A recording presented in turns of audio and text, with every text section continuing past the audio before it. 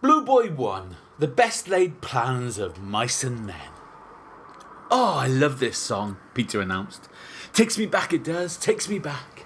Peter was sharing a pint with his oldest friend Jamie in the back room of the Crown. God, yeah, we used to dance to this down the World's End. What was it, 1996, something like that? 1997, Peter said confidently. Ask me how I know.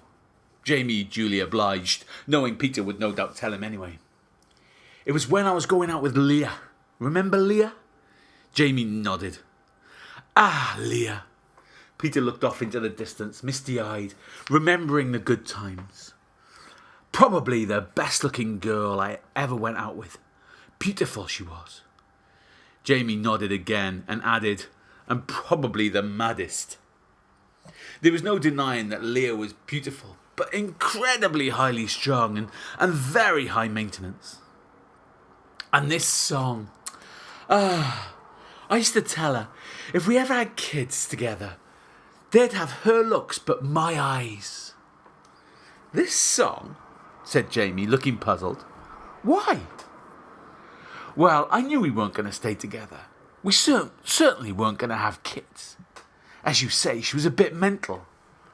So I thought that in the future, if we ever met, I could say the line from this song and it would be funny.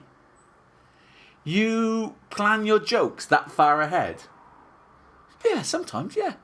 And right, you'll never guess what, but I saw her about 6 months ago and I said the line. What line?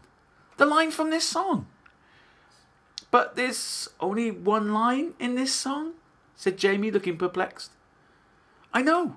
It says, remember me, I'm the one who had your baby's eyes. You see, and I told her our kids would have my eyes, so I was the one who had her baby's eyes.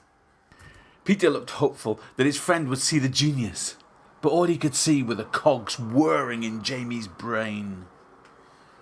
No, it bloody doesn't, Jamie said finally. What? It doesn't bloody say that, repeated Jamie. Yeah, it does, listen. They sat and listened to the line, repeated over and over again. Jamie was the first to speak.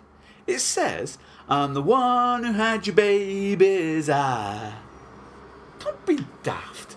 That doesn't make any sense. Of course he'd remember her if she'd had his babies.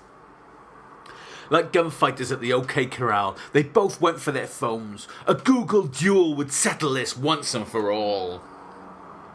Peter tapped at his phone, opening one lyric site after another, while Jamie sat back with a smug look on his face. Peter couldn't bloody believe it. Each site had just one line.